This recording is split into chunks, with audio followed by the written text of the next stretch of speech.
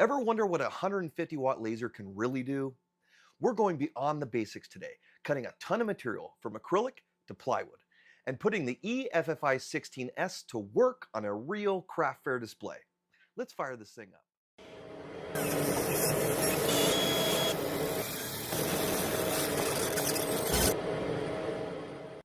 Hey everyone, welcome back to the channel. I'm Brett and this is my laser garage. My wife and I run a full-time laser engraving business out of our home, and this channel is all about helping you out with your laser or CNC business. In the last 5 years or so that we've been in the laser world, we've used everything from diode lasers to industrial CO2 machines. Today, we're diving into the cutting capabilities of the new Monport EFFI16s 150-watt laser. This thing is a beast, and today we're focusing entirely on what it can actually cut and how that power translates into real-world productivity. We'll run through the specs real quick, test cuts on a variety of materials, and then I'll show you how I used it to create a professional-looking display stand out of half-inch plywood, perfect for craft fairs, pop-ups, or other events. So let's get started. The EFFI16s is a new 150-watt CO2 laser from Monport that comes with a massive 63-inch by 40-inch working area, giving you some serious room to work with. That makes it ideal for larger panels, signs, or multi-part jobs. It's equipped with everything you'd expect in a laser of this class: a Ruida DSP controller, built-in CW5200 water chiller, autofocus probe, red light indicator, and an upgraded and beefed up motion system capable of engraving up to 1400 millimeters a second. That's a pretty bold claim on a DC glass tube laser, but even if it engraved half of that speed, I'd be pretty impressed. We'll definitely be testing that out in a future video. But for now, enough talk. Let's check out the capabilities of this laser's main purpose in my shop: cutting. Alright, so let's get into the real heart of this video: cut testing. We're going to look at speed, consistency, edge quality, and overall how clean the cuts are. But I'm keeping this real. I'm not here to show you some sped up footage of me cutting through 3/4 inch pine at 1 millimeter a second. I don't think that's very helpful. Instead, I'm running LightBurn material test cards and a bunch of different materials I actually use day in and day out in my shop. But don't worry, we will have a little fun with some thicker materials later on. Also, everything you'll see in this section will be shown at real speed, not sped up or overly edited. That way you'll get the most accurate picture of what this laser is really capable of in a working environment. I'll be using the stock 2.5-inch focusing lens with shop error set to about 20 psi. I've also removed the honeycomb bed to cut directly on the included knife blade table. Now yes, you do lose a few clamping options compared to the honeycomb table, but honestly, the reduced flashback or cleaner underside of your material and the easier visual confirmation that your cuts made it all the way through, those are worth the trade-off for me. For these reasons, I've really been into cutting on the knife blade table lately. Also, this portion of the video will be fully chaptered, so you can skip to whatever material you're most interested in testing or comparing. We'll start with the thinnest materials and work our way up to the thickest.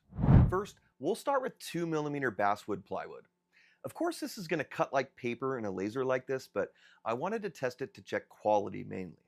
Although this is a thin and lightweight material, it's still very useful and commonly used for craft items like ornaments or bookmarks. We use it a lot here in our shop to make gift card holders. The 150-watt laser cut this like nothing and cut every square, maxing out the 55 millimeter per second test I created. I didn't see any need to push this any further by creating a larger test sample. It cut like butter, and all speed and power combinations resulted in perfect cuts with no burning. Next, let's take a look at another thin but commonly used material around here: 3mm MDF core plywood. This material has similar uses to the 2mm basswood, and we commonly use it for the same style projects. But it's especially useful when you want projects to have a natural wood grain finish because it comes with white oak, maple, cherry, and walnut veneers. Again, this pretty much maxed out all my small scale test material cards and resulted in perfect cuts front and back. Cuts in the 35 to 40 millimeter per second range will be no problem at all. Switching gears, let's test out some 3mm clear cast acrylic, another common and versatile material in our shop here. We use this all the time for display cases and awards, even piggy banks. Sticking with the common theme of maxing out our test, we've also maxed out another one here. Cuts at around 30 millimeters per second will be a breeze. even in the 40 to 45% power range. Moving on to solid wood, let's now try some 5mm walnut. I don't use a ton of this material here, but have used it in the past for ornaments. Perfect cuts through all ranges of my testing here. Next, our most used material in our shop, 6mm MDF core plywood. This is the same basic material as the 3mm version, only thicker. We use this all the time for signs, awards, and card boxes. It's very versatile, but just kind of difficult to cut. Being able to cut this in the 20mm per second range is going to really speed up production over here. As you can see, the cuts are all very clean front and back. Pretty darn happy with these results. Next, another highly used material in our shop, 6mm Baltic birch plywood. We use this material for all of our custom wine box lids. It's a very hardy material and looks great, but Baltic birch is very difficult to cut through because it has many thick layers. Lots of glue to get through. This test probably surprised me the most, again cutting easily in the 20mm per second range. Back to acrylic now, this time at 6mm thick. This is not a common material in our shop, but if you're into making jigs or templates, it's a go-to material. I maxed out my first test card, but decided to push the limits on this one and found solid cutting up to 17mm per second. Next, I had some cedar fence picket material laying around that I previously milled to about 7mm and decided to give that a try. This is a softwood, but the open grain pattern can cause some issues getting clean cuts. It also burns very easily, so I was pleased to see clean cuts up to about 21mm per second. And while I was on cedar, I also had some 1/2" stock, which the Monport cut through at 12mm per second at 60% power. This could definitely be pushed a little bit further if need be.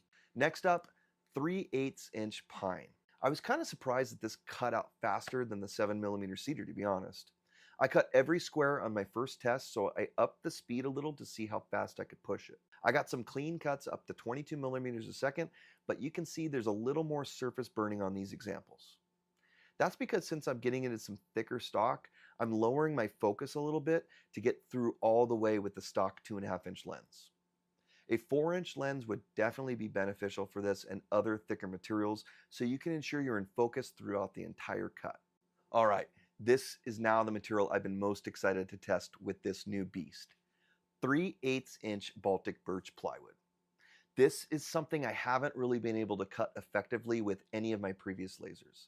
And just like the 1/4" version I showed earlier, we use a ton of this stuff, especially for the sides and bottoms of our wine boxes. Up to this point, I've either built those using traditional woodworking tools or more recently my CNC.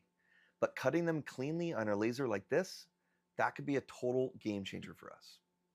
I saw solid results up to about 14mm a second, but if I were running a full batch for production, I'd probably dial that back to about 11 or 12mm per second, just to make sure I get full, clean cuts through every time. That extra margin gives me peace of mind, especially when cutting tight fitting parts. I was honestly so impressed with how well it cut that I went ahead and prototyped a few brand new versions of our wine boxes. And so far, I'm loving it. The biggest upgrade, I can now add finger joints easily without needing to drill a relief hole like I used to have to do on my CNC. That saves a bunch of time and makes a much cleaner result.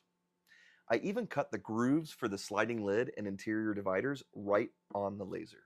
If you're curious about how I build these boxes from start to finish with the laser, let me know down in the comments. I'd be happy to do a full breakdown video if there's any interest. 1/2" plywood is another material that I haven't laser cut in the past, so I was excited to give it a try. This is 1/2" sanded ply from Home Depot, and it cut okay.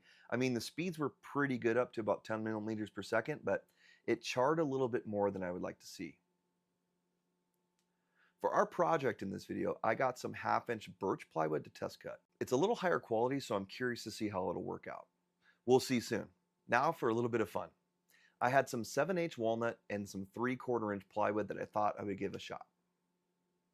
I didn't do test grids on these, but I cut out the walnut at 5mm a second at 65% power and got through the 3/4" plywood cleanly at 4mm a second at 70% power. Pretty impressive, especially with the 2.5" lens. This is just for fun and not something I would cut on a regular basis, but it was good to see the Monport was able to get through at a respectable speed. So yeah, I think it's safe to say the EFFI16s is a seriously powerful machine. I hope all those sample cuts gave you a real sense of what a 150-watt laser like this can actually do in a working shop. And here's the cool part. If the EFFI16s is a little too big for your space, Monport actually has several other models in what they call their high-speed CO2 lineup. There's the 9S, the 10S, and the 13S, which give you the same build quality and fast performance in smaller footprints, offering 90-watt, 100-watt, and 130-watt tubes respectively. So no matter your space or budget, there's probably a version out there that fits your setup and still gives you some serious cutting power. All of these machines are currently on sale over at Monport's website, and if you want to save even more and help support the channel, you can use my promo code BRETT10 at checkout. That'll knock off an additional 8%, and I do earn a small commission, which goes right back into making more videos like this one. I'll drop a link to everything, including my code, down in the description if you want to check it out. All right, enough with the samples. Let's build something useful. If you caught one of my most recent videos, you'll know I announced that I'll be attending a local craft show this summer. Actually, it's happening next week, if you can believe it. I'll leave a link to that video right here, because even if you're not into doing craft shows yourself, it might be worth a watch. I talk about my goals for the event, and they may be a little bit different than what you'd expect. So since I don't typically do craft shows, I needed to either buy or build some display stands for my products. And after seeing how well the EFFI16s performed during all that cut testing, I figured this would be the perfect chance to put it to use in a real-world project. For this build, I'm using 1/2-inch birch plywood and 3/4-inch dowels. I designed everything with interlocking slots and supports, so there's no screws or glue required. The goal was something portable, sturdy, and clean looking. And I wanted it to be flexible enough that I can change the layout on the fly. The 3/4-inch holes let you configure the dowels in a bunch of different ways, perfect for holding signs, hanging products, or creating simple risers. And the project really tested the EFFI16s across the entire bed. Every piece was cut in one pass, including the circles, notches, and rounded corners. I even used the front pass-through to load a full 4x4 sheet of material, which is pretty wild to be honest. I get it, this thing's a beast and not everyone has the space for a machine like this, but having that much cutting area opens up a lot of doors. It'll be really interesting to see how much this machine fits into our production workflow in the months ahead. All in all, the cuts took about 20 minutes total, and the best part, everything fit together straight off the bed. No sanding, no fuss. A job like this would have taken multiple passes or even more prep on a lower powered machine. But the EFFI16s, it knocked it out fast and clean. I think these stands are going to work great at my show, and I'll definitely follow up with how everything goes. So if you haven't already, make sure you subscribe to the channel so you don't miss that recap. So what's the real takeaway here?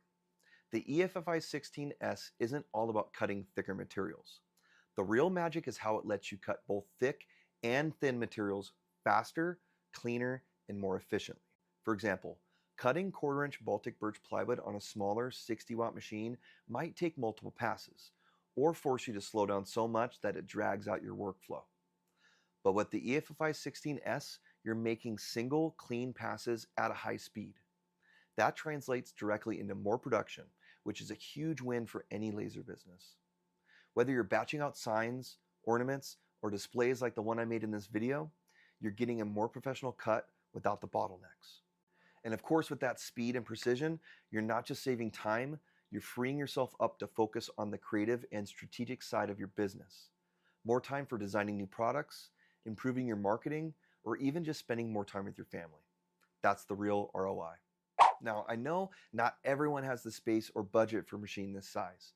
When I first started out, I sure didn't. In fact, my very first CO2 laser was a Monport 80-watt machine. Even now, after trying and loving other brands like Thunder Laser, I'll say this: Monport makes budget-friendly machines that can absolutely help you start and grow your laser business. If you're in a small space or just starting out, check out something like their 80-watt model or even a 60-watt machine. They don't take up nearly as much room, and while they're not going to cut 1/2-inch plywood in one pass, they're more than capable of handling the bulk of what you need when you're getting started, especially if you're doing thinner materials, engraving, or smaller scale projects. If you want to hear more about my thoughts about other Monport CO2 lasers, I'll leave a link to a playlist I put together in the description. I'll even link to a video I made discussing budget lasers and industrial lasers. The bottom line is this: You don't need to jump straight into a 150-watt laser to build a successful business. What you do need is a machine that fits your space, your budget, and your goals, and the willingness to learn and level up as you go. That's what I did. I started with a budget machine, reinvested back into my business, and upgraded as my work and customer base grew. Now I'm running multiple machines, including the EFFI16s, and get to share the journey with you. So whether you're working out of a spare room, a garage like me, or you're scaling up to something bigger, there's a path forward.